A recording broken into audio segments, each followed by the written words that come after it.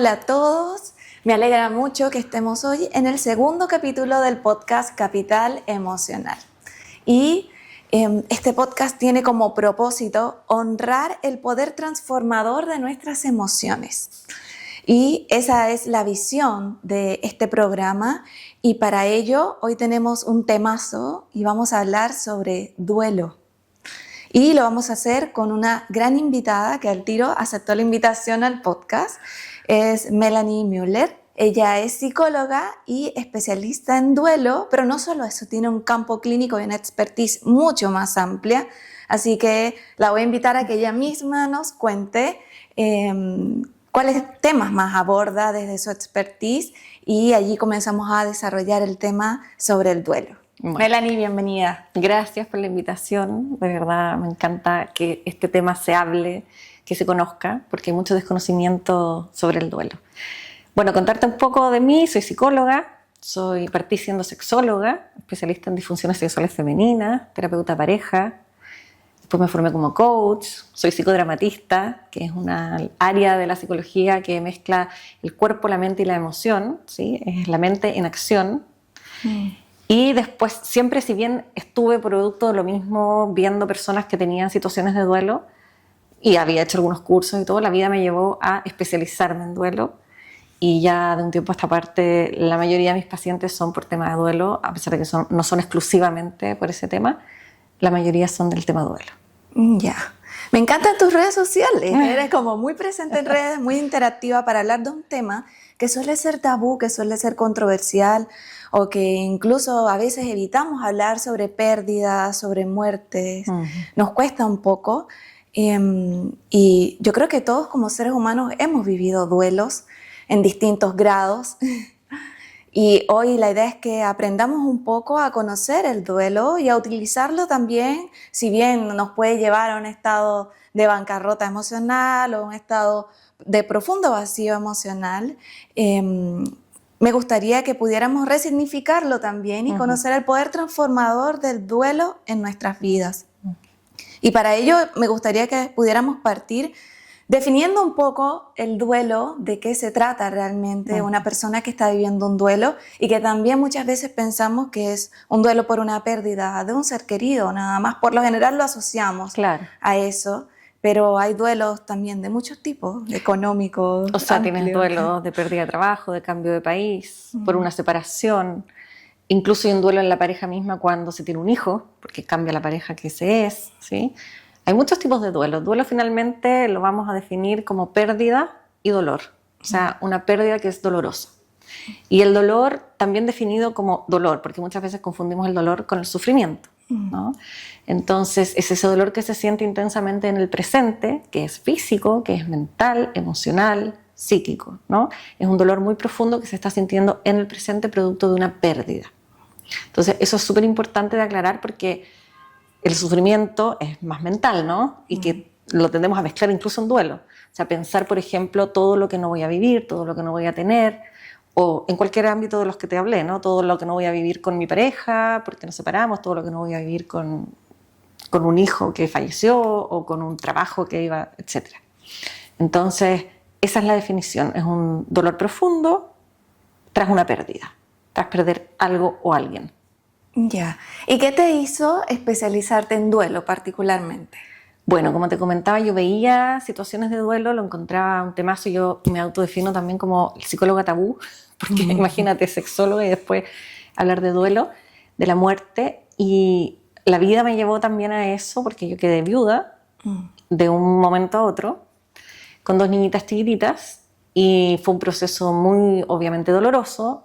Y empecé como, mi forma de ser es muy de entender las cosas. Yo creo que el entendimiento de lo que sea te da poder, te da tranquilidad.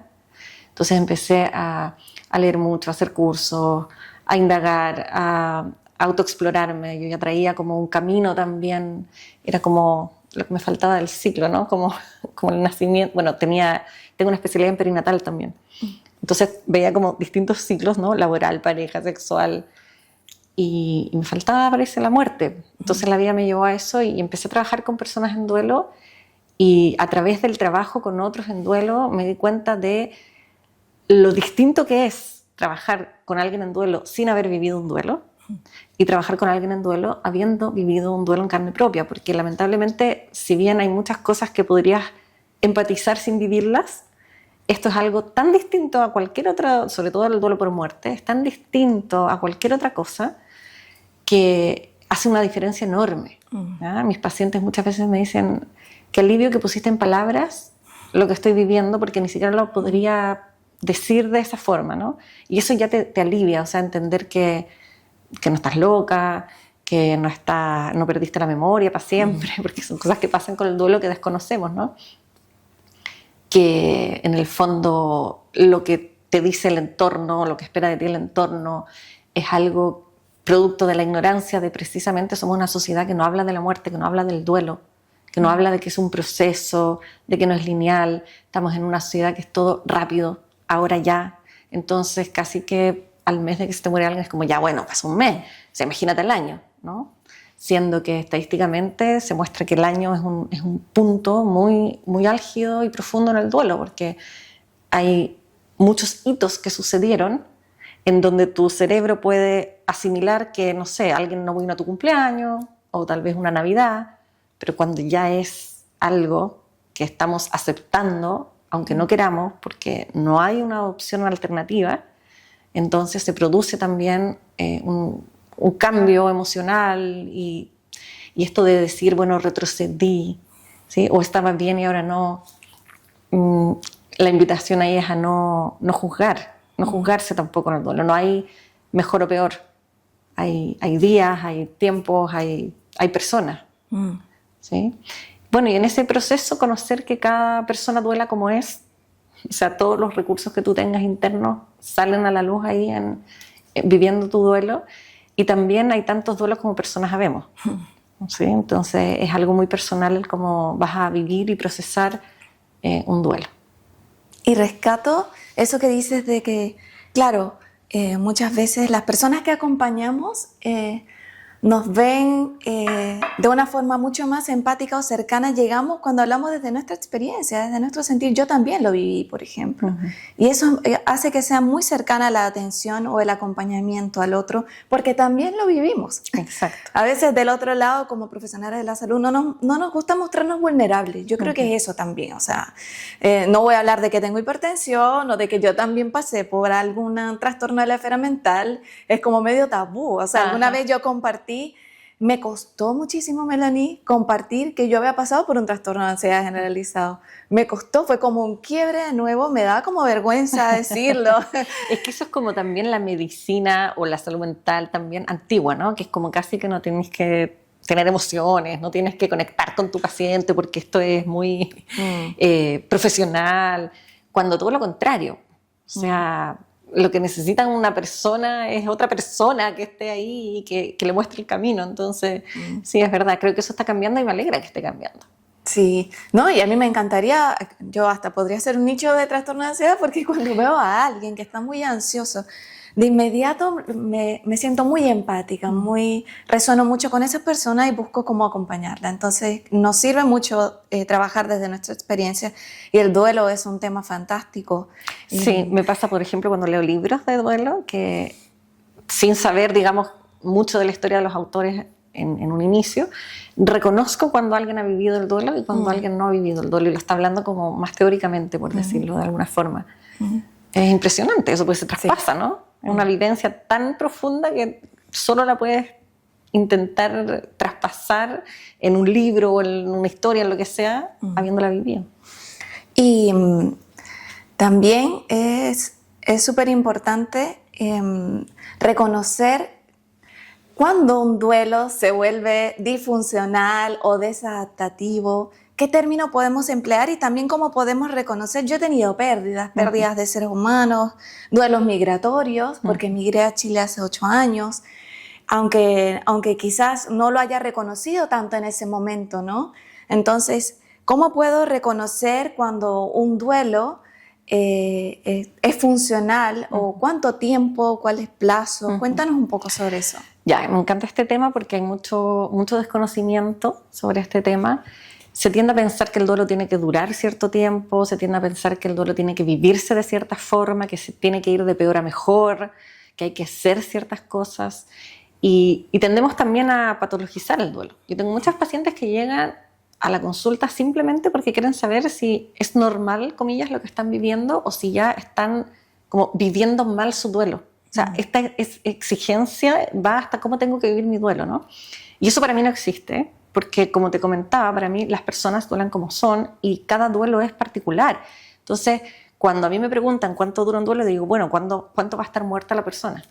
¿No? El duelo es dolor y pérdida. Yo perdí a mi marido y en el fondo, no sé, me imagino a mis hijas saliendo del colegio, la universidad. Siempre voy a extrañar que no esté ahí. O sea, ¿cómo me va a dejar de doler? ¿No? Ahora, distinto es que te invalide y te imposibilite seguir tu vida de cierta forma. Hay un tiempo, un plazo que también es sumamente personal y que no es lineal. O sea, no es como acá, ahora no quiero hacer nada, no quiero levantarme y después sí siempre. No, puede ser que después quisiste y después un día no te quieres levantar. O sea, es así, ¿no? Pero más que eso, retomando, bueno, pues esta idea es como, dicen el duelo es lineal, no, yo digo es como una madeja de lana que la tiras al suelo y sabes dónde empieza y las vueltas que dé y como sea no tienes idea, ¿no? Pero en esta línea lo que sí es importante es que ese duelo no te impida seguir viviendo tu vida en algún punto, ¿sí? Por ejemplo, yo lo explico así súper simple. Imaginémonos que de aquí a acá está la muerte, de aquí a acá está la vida, ¿no? Cuando estamos en duelo, sobre todo por muerte de alguien, vivimos aquí en un espacio entre la vida y la muerte. Una parte nuestra muere con quien amamos, una parte de quien muere vive con nosotros, pero tenemos igual otras personas, otros vínculos, otras responsabilidades, otras situaciones que nos conectan con la vida, ¿no? Y uno tiene que estar como viviendo entre aquí y acá, porque no tienes energía, porque estás triste, porque estás con una... Yo explico que la tristeza profunda es como una fuerza de gravedad que te tira hasta el suelo, ¿no?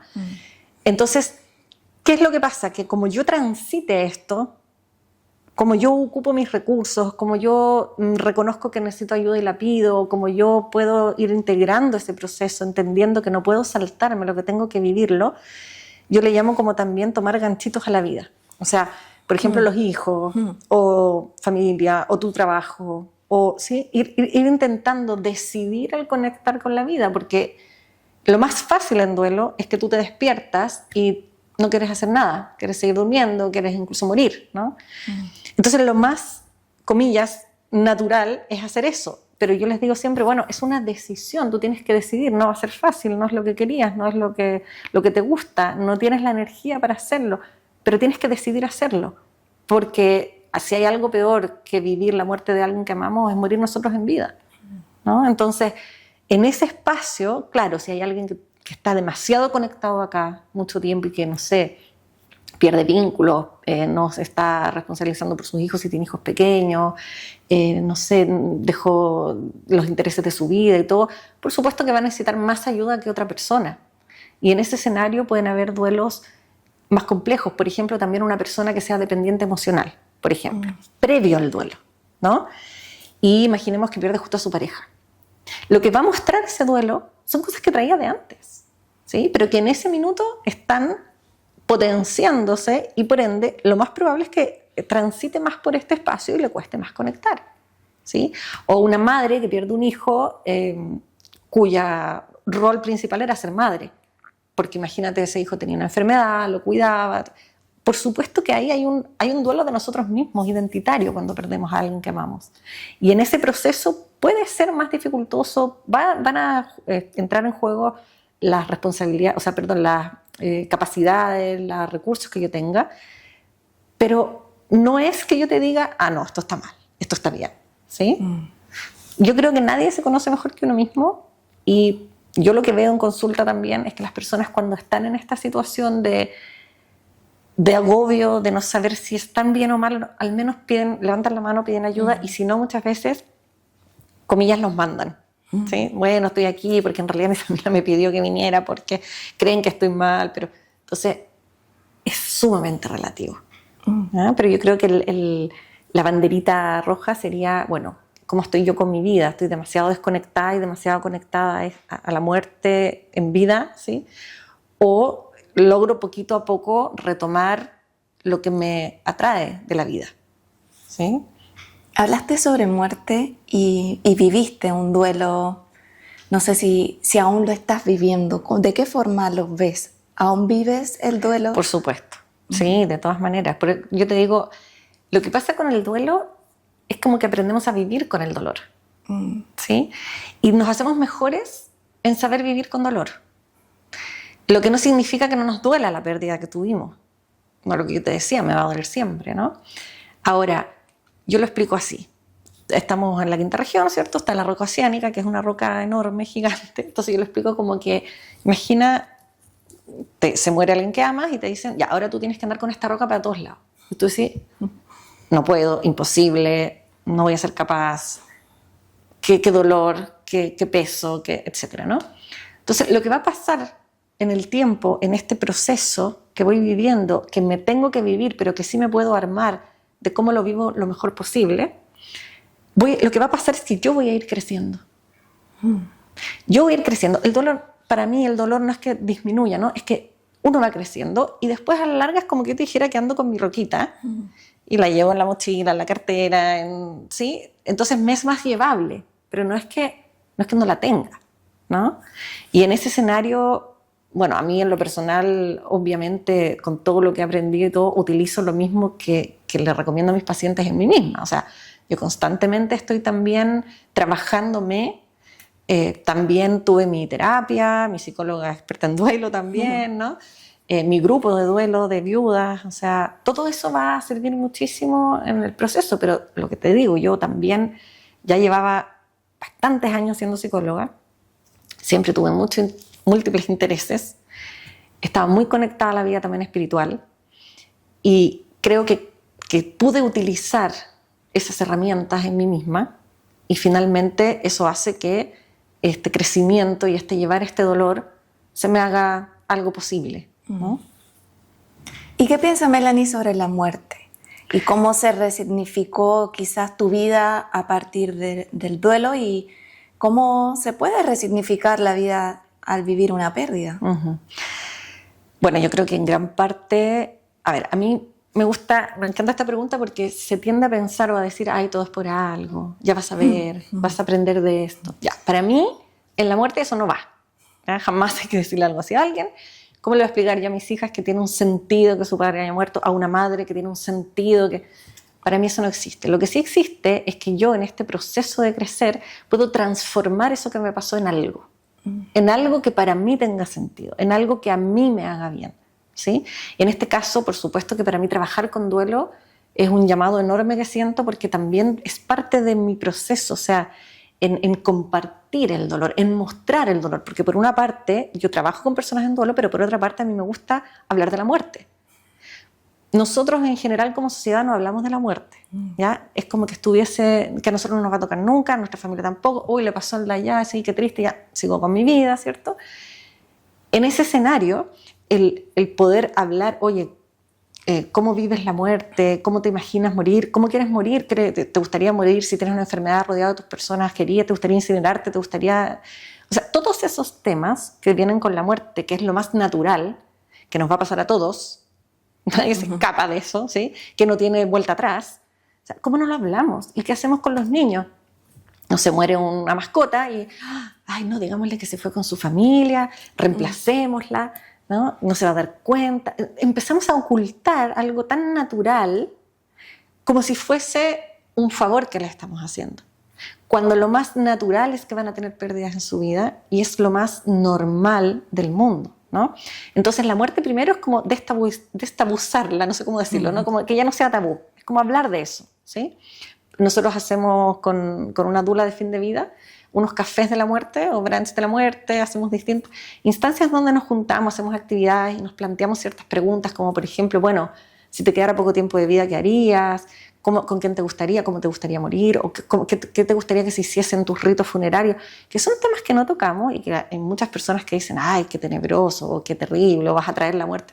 Es como si pudiéramos nosotros, seres ínfimos en el universo, controlar algo de cuándo vamos a morir, cómo vamos a morir.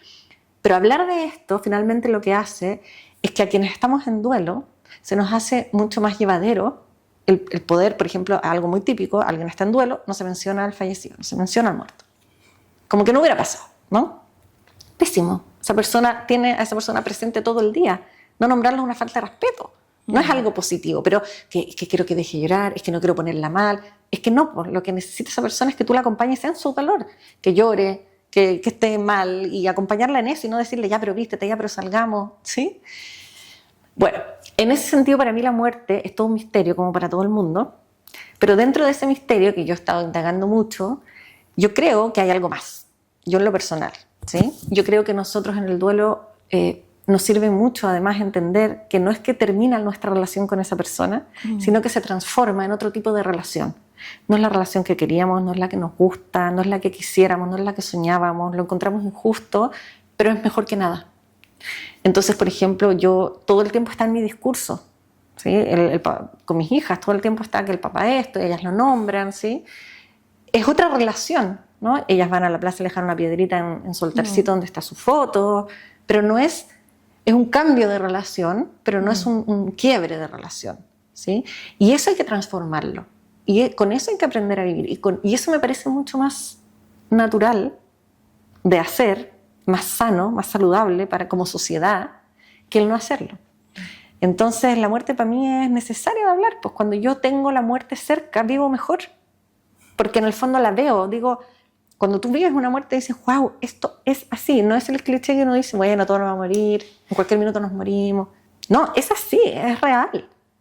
Entonces, ¿qué estoy haciendo con mi vida? ¿Cómo quiero vivir mi día? ¿En qué me estoy enfocando hoy? Eso solo te lo da el tener la muerte muy cerca, ¿sí? El saber que realmente puede ser tu último día, el valorar cada inhalación y exhalación en tu vida, porque no sabes cuándo va a ser la última, ni cómo, ¿sí? Entonces, el que hablemos de esto creo que nos da muchísimo más calidad de vida, que nos da muchísimo más perspectiva de lo realmente importante, que nos hace más humanos. O sea, no sé, yo que soy más extrovertida, en un principio me ponía a llorar en cualquier lado, en el supermercado, en cualquier parte, y la gente te muere lo afectuosa, o sea, la misma, no sé, quizá cajera o garzón o lo que sea, que podría estar con una cara tremenda de larga, ¿no? Te ve vulnerable y lo que hace es inmediatamente conectar con su vulnerabilidad y estar en disposición para el otro. Entonces, si habláramos de esto, si esto fuese más, seríamos más conscientes, no nos enojaríamos porque no me dejan pasar el auto, ¿sí? Entonces creo que es sumamente valioso el hablar de esto independiente del tema del duelo, ¿no? Y cuesta hablar como adultos del duelo, como sociedad también. Bueno, hay personas que están enfermas con cánceres terminales y dicen, bueno, cuando muera, no, si vas a estar bien, si va a venir un milagro. Es tremendo, ¿no? Y siendo adultos, como tú dices, estando en una situación en la que es evidente que eso va a suceder. Bueno, yo trabajo en una UPC, en una unidad de pacientes críticos, y también veo, obviamente, una persona falleciendo y están los niños de por medio. Entonces, si como adultos nos cuesta abordar el tema, desde tu experiencia, ¿cuál es la forma más sana de abordar con los niños un estado pre-mortem y ya cuando se da el duelo propiamente? Bueno, los niños son mucho más sabios que los adultos. A los niños les cuesta nada hablar de lo que sea, ¿no? Ellos son mucho más sabios en ese sentido. O sea, incluso tú ves un niño un día que pasa por todas las emociones y no se queda pegado en ellas, ¿sí? Entonces, en ese escenario es todo lo contrario de lo que pensamos. Es mucho más fácil, ¿sí? No hay que hacer algo muy especial. Hay que explicarle, dependiendo de la edad, lo que pueda comprender. No sé, por ejemplo, si el abuelo está enfermo, está viviendo sus últimos días, decirle, ¿no? El abuelo está enfermo, en cualquier momento va a morir. Cada familia va a tener sus creencias sobre la muerte, entonces por supuesto que ahí los padres tienen que transmitir lo que quieran transmitir respecto a qué pasa después, que si se va al cielo, que va a ser un espíritu, que un alma, que no sé, lo que cada persona crea, ¿no? A mí en lo personal no me gusta esto del cielo porque los niños son muy pequeños, son súper concretos, entonces después te preguntan cuándo va a ir al cielo a ver a tal persona, ¿no? Eso yo lo veo mucho. Pero en general, explicar las cosas como son, porque para ellos, si tú creces teniendo pérdidas, que debería ser lo más normal y esperable, entiendes que son parte de la vida. Entonces viene esto que estábamos hablando antes, que tú tienes el chip de entender que como la muerte es parte de la vida y la muerte pasa en cualquier momento, yo puedo vivir distinto. ¿sí? Un niño se aprende a relacionar con sus muertos mucho más fácil, porque le hablan del abuelo, de la abuela, de no sé qué, que el nombre, entonces ellos como si los hubieran conocido, ¿no? Relatan historias o te dicen, los niños son maravillosos, así como, no, es que hoy día vi o jugué con tal persona, así que en el fondo como que ellos los integran a su forma en su vida. Entonces, lo que sí recomiendo 100% que esto suele no hacerse es no privar a los niños de ir a los ritos funerarios y a todos los ritos que implican las ceremonias de despedida, porque el inconsciente comprende por repetición y por forma ritual, ¿no? Entonces los rituales son sumamente importantes. El tener, aunque sea a nivel inconsciente, un recuerdo de la experiencia de lo que es despedir a alguien, hacer un funeral o el rito que se elija, es sumamente valiosa para luego procesar eso, ¿ya? Entonces no hay que tenerle miedo a los niños, todo lo contrario, te van a hacer unas preguntas, no sé, muy hasta divertidas a veces, y tú tienes que contestarles en la medida que ellos te pregunten, no darles más información de la que están pidiendo ni menos, ¿no? También hay cosas simples, por ejemplo, a mí me gusta usar la analogía de un huevito, como que cuando nosotros hacemos un huevito, está la cáscara, ¿no? Y la cáscara después la botamos y el huevo es el huevo. Entonces yo les explico que las personas, nuestra alma, sería como el huevito, ¿no? Y eso como que se fue a alguna parte que no sabemos, que desconocemos, pero que yo creo que está con nosotros.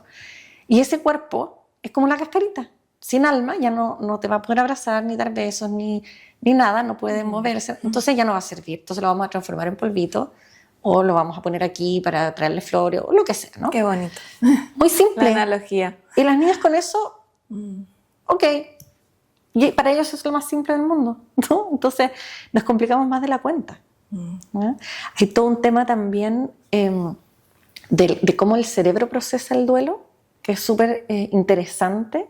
Esto no tiene mucho tiempo de estudio, pero las neurociencias han ido también a ver el duelo. Y en ese escenario lo que nos sucede con los seres queridos es que al cerebro le cuesta procesar el duelo. Eso me interesa decirlo mucho porque es como que estamos conversando ahora, tú y yo, y de pronto desapareciera tu tablet. Y dijéramos, pero ¿cómo? ¿Dónde? ¿No? Y la buscaríamos y después cortaríamos acá y seguiríamos buscando y después tú vendrías mañana a buscarla porque imagínate con un ser humano que tú amas. El cerebro va a tender siempre a estar en esa búsqueda, en esa alerta. Entonces, ¿por qué nombro esto y le hago el link con los niños? Tenemos que estar también atentos a que los niños nos pueden preguntar más de una vez qué es lo que pasó. O yo le puedo decir, murió tal persona y te van a preguntar cuándo va a venir tal persona. Entonces, se vuelve a explicar lo mismo y lo mismo. Tal como hacemos nosotros. ¿Qué hacemos nosotros cuando nuestro cerebro nos dice, pero ¿dónde está? ¿Cuándo viene? Tendemos a recordar el rito funerario, la despedida, al final.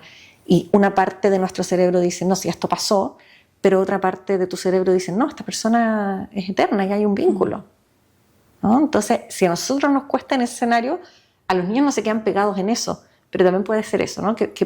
No significa que estén mal los niños. Muchas mamás con niños pequeños me dicen, no, necesito llevarla al psicólogo, y les digo, mira, lo importante es que tú te asesores como madre. Y si es que ves algo extraño mucho tiempo, que no sé, hay alguna regresión que es normal, pero dentro de algo que a ti te preocupe, llévala. Melanie, y hablamos un poco, cuando hablamos de duelo, hablamos de los apegos, que nos aferramos a las cosas que queremos. Yo creo que no está mal igual. Para nada. No están nada mal los apegos. También, bueno, yo creo que las corrientes budistas un poco nos enseñan a ir soltando los apegos, que está bien. ¿Qué piensas sobre el apego como una forma de verlo de una manera distinta para prepararnos para ese momento en el que muy probablemente vamos a ir perdiendo cosas en el camino, seres queridos, cosas materiales? Mira, dos cosas importantes. La primera tiene que ver con que hablar de la muerte, nuevamente, nos hace automáticamente entender que no somos dueños de nada. Cuando alguien muere, todo lo que tenía en vida da lo mismo, ¿no? Cuando alguien se te muere, no está esa persona y tú sabes que no puedes, ni los hijos son tuyos, ni el marido es tuyo, ni tus papás son tuyos, o sea, son de la vida y allá, ¿no? Por otra parte, retomando este tema del cerebro que es bien interesante, nuestro cerebro mapea a las personas que amamos en tres como espacios, ¿no? Primero el espacio, o sea, como ¿dónde está? O sea, por ejemplo, yo ahora te puedo decir, mi papá debe estar en la casa, pero estará al supermercado, ¿sí? En tiempo, es decir, ¿cuánto tiempo va a pasar en que yo lo vea? Lo voy a ver el sábado, o si no, voy a llamarlo para, ¿sí? Como más o menos. Y en apego, en vínculo, en cercanía, ¿no? Y esa cercanía tiene que ver con el vínculo y con el apego. Entonces, yo, por ejemplo, mientras más ame a alguien, más interés voy a tener por verlo, ¿no? Cuando alguien muere, yo digo, ¿dónde está? No lo sé. ¿Cuándo lo voy a ver? No lo sé. Pero mi cercanía lo que me dice es, no has hecho lo suficiente por ver a esa persona. ¿Sí? Así funciona el apego. Porque, por ejemplo, si yo te dijera, no, es que estoy peleada con, no sé, una tía, ¿no? Pucha, yo sé que esta hora pasaba por acá, yo sé que no sé qué, pero voy a llamarla, voy a ir a buscarla, le voy a decir que hablemos, porque ¿qué tengo ese vínculo? Quiero eso, ¿no? En el caso de la muerte aprendemos que no hay nada que hacer. Entonces nuestro cerebro, y por eso nos pasa mucho en duelo, que a esta hora llega el trabajo y uno cree que va a llegar y te vuelves a acordar, no va a llegar, no está, ¿no? Entonces en ese escenario es algo que no podemos evitar. Operamos así, estamos hechos para vincularnos y para apegarnos a quienes amamos.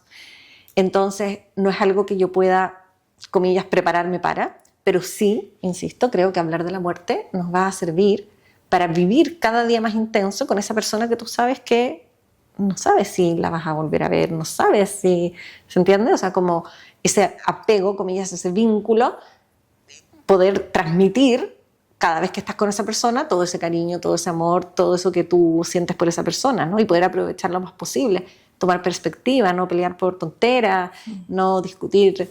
No sé, a mí me pasaba, por ejemplo, que de viuda después me juntaba con un grupo de amigas o mujeres y claro, no, es que no hacen en la casa, no bota la basura. Y es como, oh, qué ganas de haber... Yo era esa, ¿no? Pero qué ganas de haber tenido esa perspectiva también de qué me importa que no botes la basura, ¿no? Como que... Entonces, el apego no lo puedo evitar. Me voy a, imagínate, o sea, dormir y despertar con alguien toda la vida, tener a un ser humano en tu vientre, pues perderlo, tus padres que los conoces desde que naciste, o sea, no es posible, ¿no? Pero sí entiendes que los apegos importantes, ahí diferenciando lo material de lo personal, ¿no? Son realmente las personas, tus seres queridos, que apegarnos a algo material no tiene ningún sentido y que en eso hay que trabajar, o sea, hay que obviamente ir tomando perspectiva de la vida para entender qué es lo realmente importante. Pero lamentablemente, si pudiéramos evitar el apego, en teoría no nos dolería tanto la muerte, ¿no? Y bueno, de hecho, tú nombraste el budismo. Obviamente en Oriente es muy distinto cómo viven el duelo y cómo viven la muerte que en Occidente. O sea, allá morir es un regalo, es algo maravilloso, entonces se celebra esa persona que está ya en algo más, ¿no? Y tú nos contabas que el dolor en el duelo va y viene. También intervienen nuestras emociones. Y ahí hacen que el duelo, desde mi perspectiva, se vuelva un poco más complejo cuando está la culpa de por medio por algo que no hice. Está la rabia porque quizás fue una injusticia, o hay muchas cosas de por medio en medio del duelo también. Entonces, ¿cómo trabajar esas emociones que se pueden gestionar, pero son complejas igual? Nos cuesta sentir las sensaciones desagradables, queremos salir de ahí, pero eso a veces nos hunde más, el querer salir tan rápidamente de esa sensación. Sí. Mira, hacer una salvedad, eso sí, que el dolor va y viene, no es tan así. El dolor es como el sol. Lo miro o no lo miro. Si no lo miro, no deja de estar, ¿ya?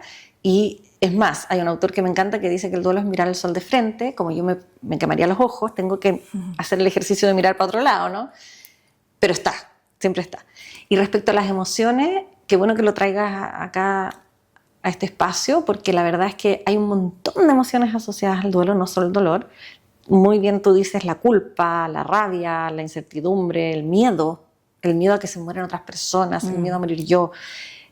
O sea, la rabia es con el mundo, con lo que tú creas, si es que crees en alguna divinidad, con la persona que murió, contigo misma, la culpa de todo lo que hubiera pasado, sí, todo lo que hubieras hecho, lo que no hiciste, o sea, lleno de emociones, ¿ya? Y en ese escenario lo primero es saber que te van a pasar todas esas cosas. Eso es lo primero, porque también mucha gente llega y me dice, ¿pero por qué tengo tanta rabia? Yo no debería tener rabia. Entonces siento culpa de que tengo rabia, o siento rabia, y una mezcla así que me enreda la mente, más de la cuenta, más de lo necesario. Entonces lo primero es decir, sí, vas a vivir muchas emociones intensas, todas en un día, todas en una semana, no se sabe, ¿sí? Periodos, a veces, en que vas a estar más iracunda, periodos en que vas a estar más triste, periodos en que vas a estar más culposa. Pero en ese escenario es saber que están, acogerlas, ¿sí? O sea, acogerlas es como poder, de partida, conversarlas. Mira, me siento culpable de esto, porque muchas veces en nuestra mente las cosas son súper distintas a la realidad. Entonces, que otra persona te pueda decir, ok, pero mira, en realidad, si hubieras hecho esto, por ejemplo, a mí las mamás me dicen, ay, es que si yo no le hubiese regalado la bicicleta, porque, por ejemplo, un accidente en bicicleta, ¿no? Y yo le digo, bueno, quizás le habría regalado una moto, o quizás hubiera cruzado la calle, o quizás... ¿Sí? Como, pero nuevamente es nuestro cerebro intentando buscar un escenario con un final distinto.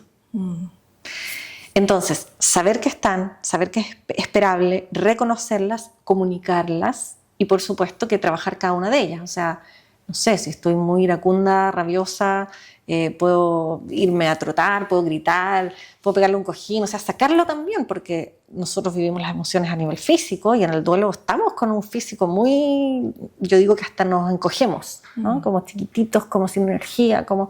En contracción, dice Exacto, Pauli. tal cual. Entonces hay que sacar, ¿no? Sacar esas emociones, conversarlas, escribir es maravilloso, ¿sí? Escribirlas, tengo culpa por tal y tal cosa, tal, y después tú vas, las leas y dices, bueno, no es tan así, ¿no?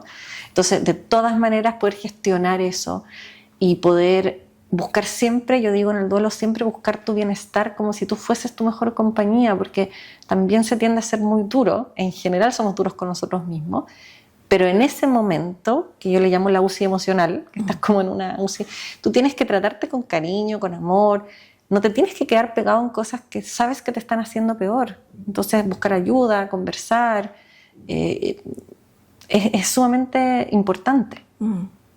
Y Melanie, ¿cómo acompañar a alguien que está viviendo un duelo? O también pasa mucho, ¿cómo acompañar a alguien que está en las últimas etapas de su vida con una enfermedad terminal? ¿De qué forma o qué postura podemos tomar para acompañar a esa persona? Yo creo que lo mejor es escuchar.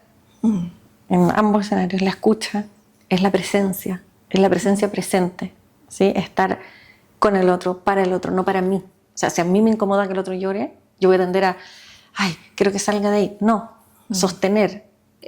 Se requiere mucho coraje para estar con alguien en dolor, ¿no?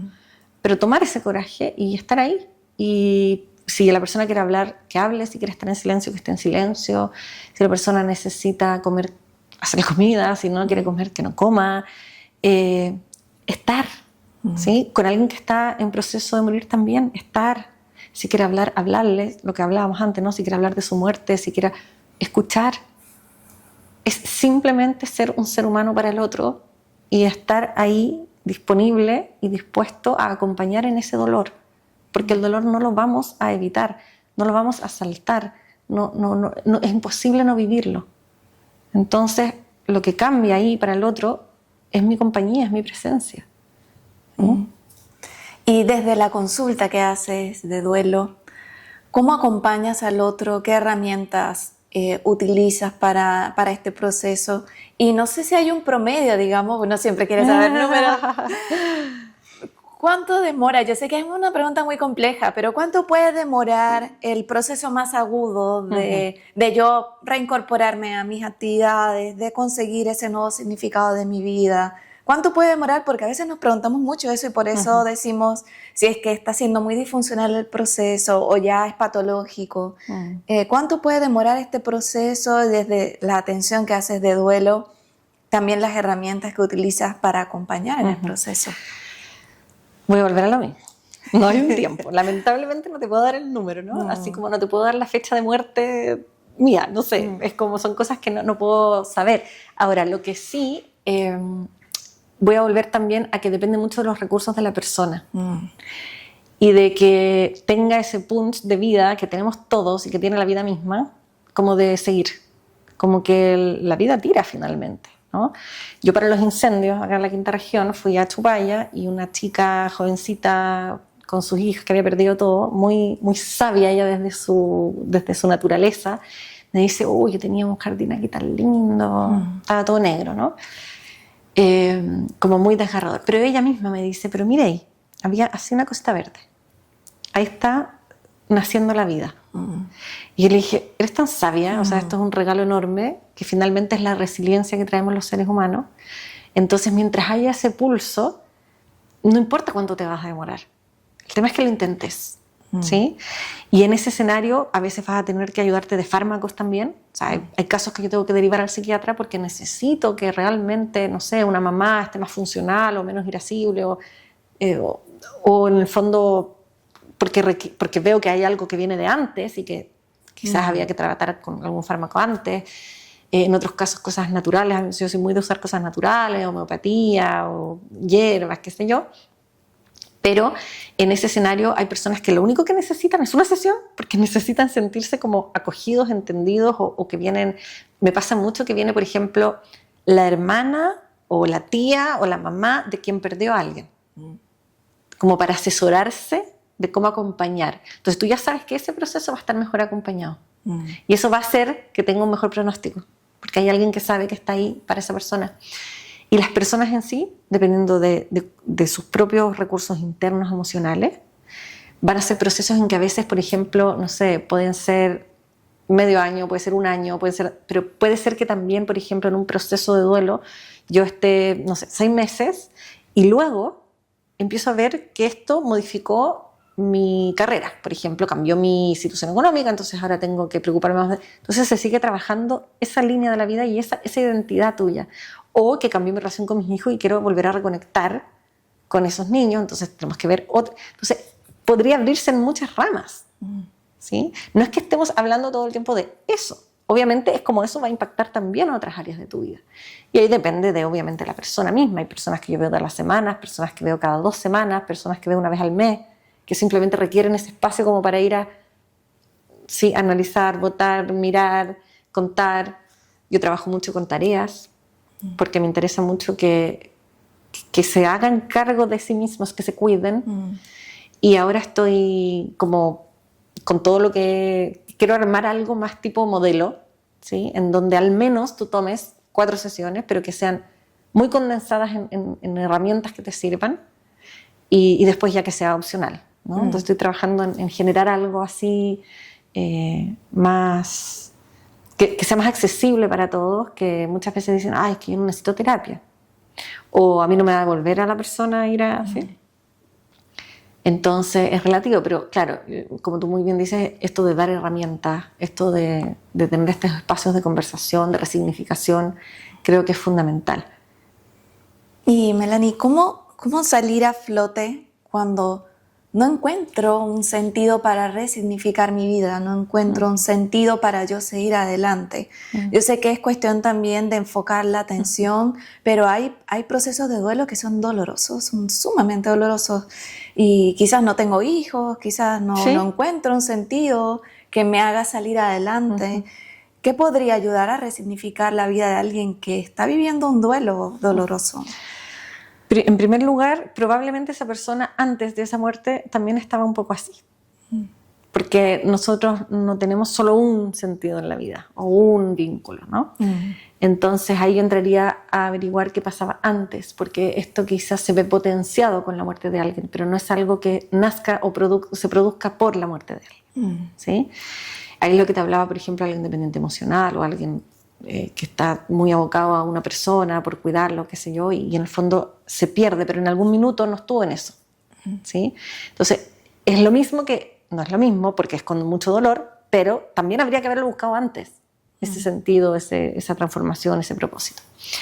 Y por otra parte, el hecho de poder encontrar cómo honrar la vida de esa persona que murió, porque finalmente yo siempre digo esto como, ya, ok, tuviste una vida maravillosa con esta persona, con este hijo, con esta mamá, con quien sea. Imagínate que después de morir vamos a ponernos en el escenario, dado que hay 50% de posibilidades al menos de que sí, 50% que no, al menos, ¿no? Vamos a poner en el escenario que te vuelves a encontrar con esa persona. tú le vas a decir, mira, mi vida fue maravillosa contigo y el día que te moriste fue terrible, espantosa, ¿no? Entonces yo hago cambio de rol, ¿no? Imagínate, tú fueses esa persona y la otra persona hubiese quedado en la vida, ¿no?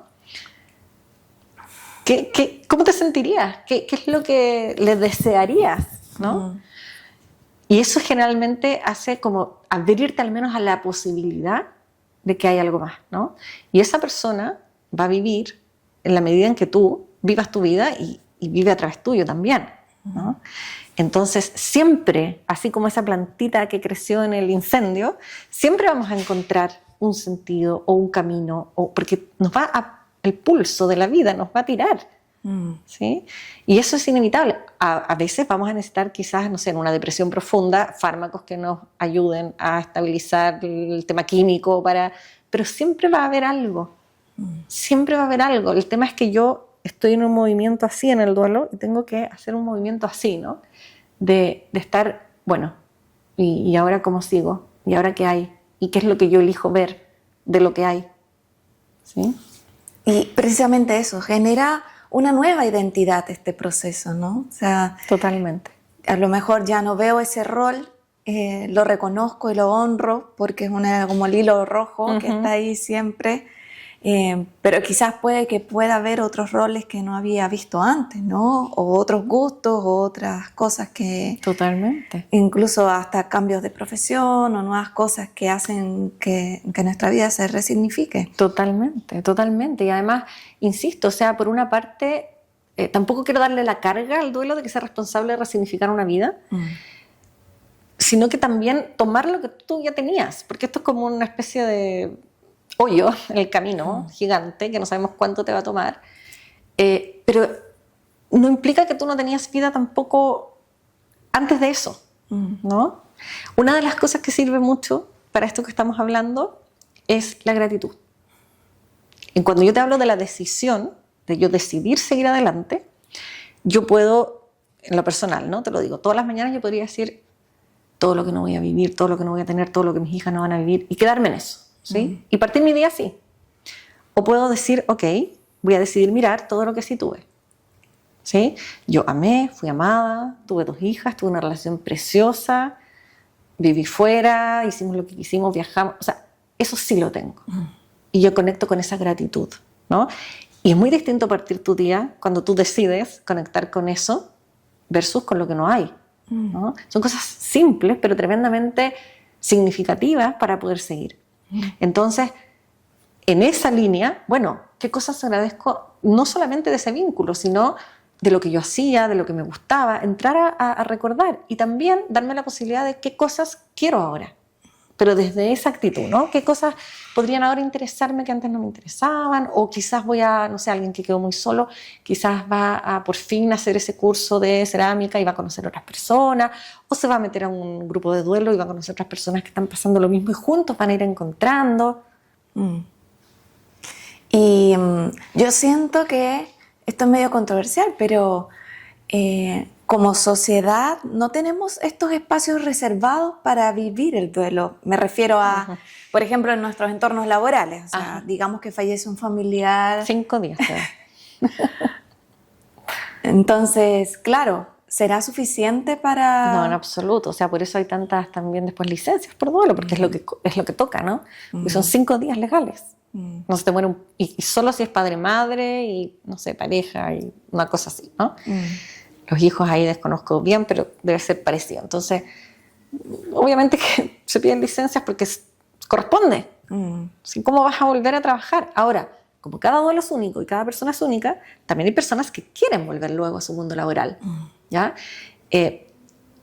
Generalmente el mundo laboral, cuando no es con tu pareja, es un mundo en el que permanece intacto. Es decir, fue antes, durante y después tú en ese rol, ¿ya? Entonces, en general, hay personas que tienden a querer ir o a integrarse de a poco, que también es una opción, pero que eso les hace bien, porque es esto de no estar mirando de frente, ¿no? El sol, como te decía. Entonces, como que se sienten cómodos o cómodas reencontrándose consigo mismos. Es como, esto lo conozco. Esta yo la conozco. Esta yo funciona. Entonces, estoy ahí, y en eso me permito también afirmarme como un bastón de eso. Entonces, también es súper relativo cuándo van a volver.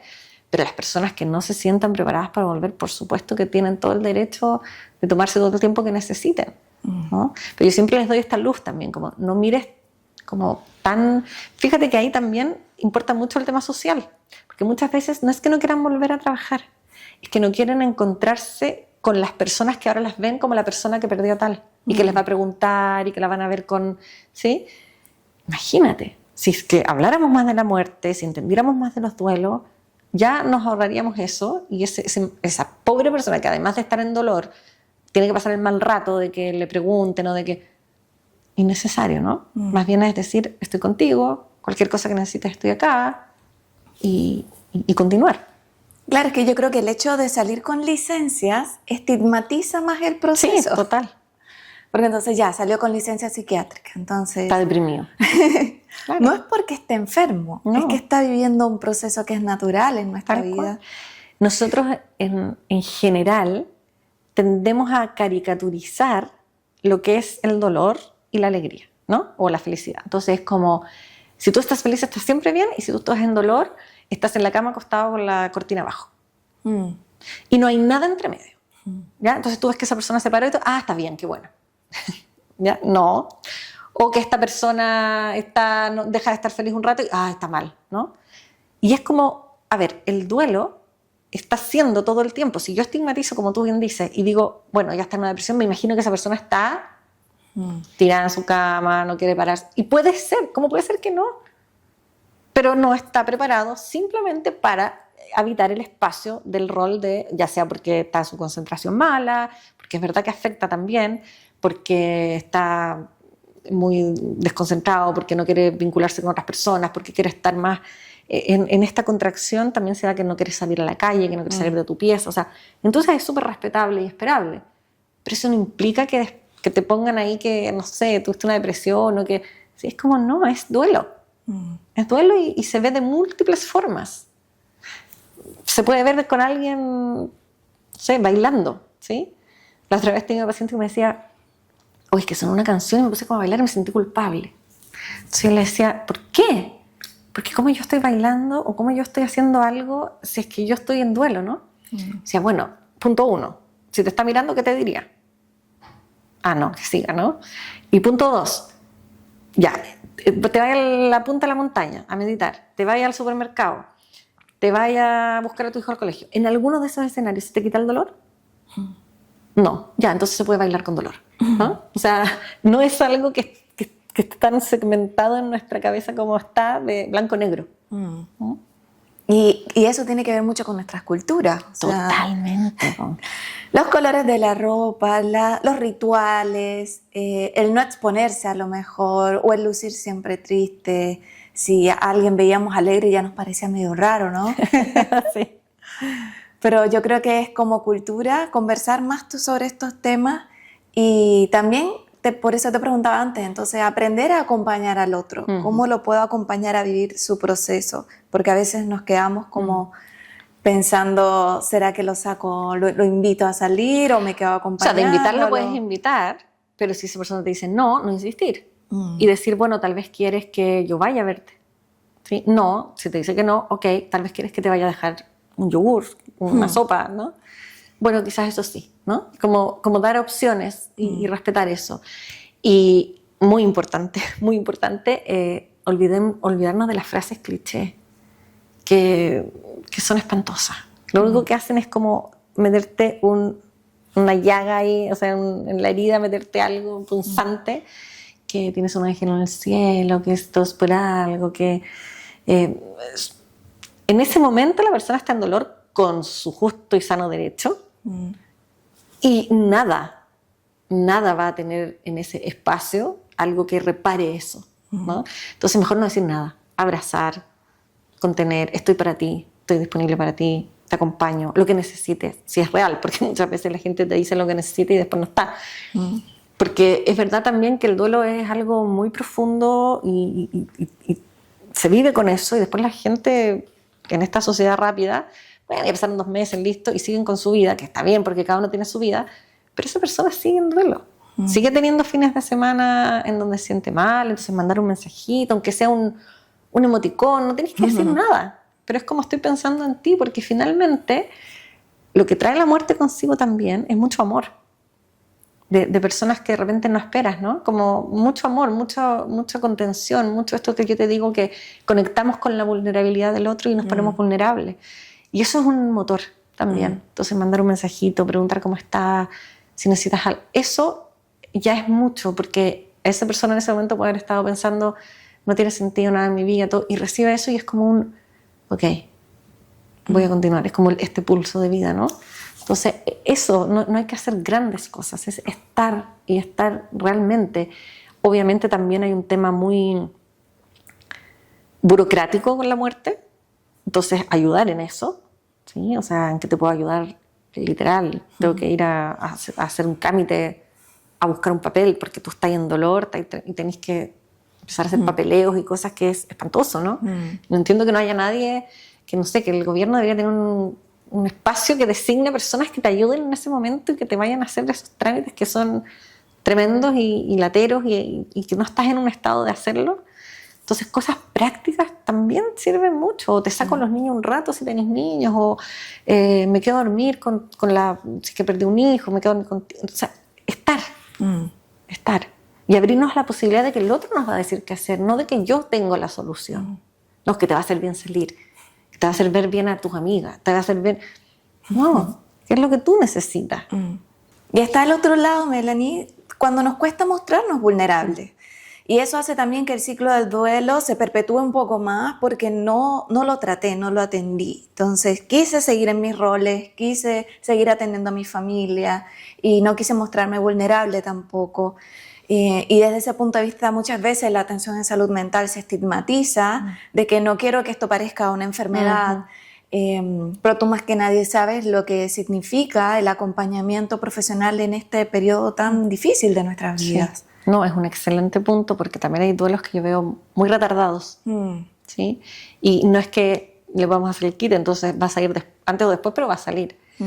Y en ese escenario sí, yo siempre recomiendo al menos un par de sesiones, al menos, porque finalmente es esa conciencia tuya, pero además una persona externa que está diciéndote y mostrándote cosas que quizás tú no ves de ti, y incluso que te calma mucho, ¿no? Esto de la información, entonces como una asesoría también. Y en ese escenario es muy recomendable también los grupos de duelo. También hago grupos de duelo porque es muy importante también el ver que hay otros que están viviendo lo mismo y que no te van a entender. O sea, no hay nadie que te entienda mejor que esas otras personas. Y en ese sentido, Melanie, cuéntanos cómo te pueden ubicar, de dónde pasas consulta, cómo pueden formar parte de esos grupos de duelo, tus redes sociales. Bueno, por ahora los grupos son online, así que pueden participar de todo el mundo. En Instagram soy @lapsicóloga-del-duelo y trabajo en el Centro Médico Impulso en la Quinta Región, en Concón, ¿sí? Y atiendo online, así que tengo pacientes de fuera de Chile, tengo pacientes de distintas regiones. Así es que ahí a través de las redes sociales o a través de... Ahí yo les paso siempre el teléfono donde escribir y poder pedirme una hora o preguntarme lo que quieran. A través del Instagram, entonces, la psicóloga del duelo te pueden contactar para una hora. Sí. Ya, perfecto. Ya, Melanie, me encantó, estuvo fascinante este tema, podremos seguir conversando. Sí, da para mucho. Da para mucho y es súper necesario, pero yo creo que ha sido muy reconfortante. O sea, yo me he enriquecido mucho, me encanta hablar también de estos temas. Que a veces parecen ser tabú, pero yo creo que cada vez más estamos elevando un poco la conciencia en torno a eso. Así que te agradezco por aceptar la invitación, por una conversación tan enriquecedora, y les agradezco a ustedes también por acompañarnos en este segundo capítulo del podcast Capital Emocional. Y te despido, Melanie. Muchas gracias. Nos vemos quizás en otra edición de todas maneras, para hablar de duelo o otros temas de tu expertise. Y nos vemos en el siguiente capítulo de Capital Emocional.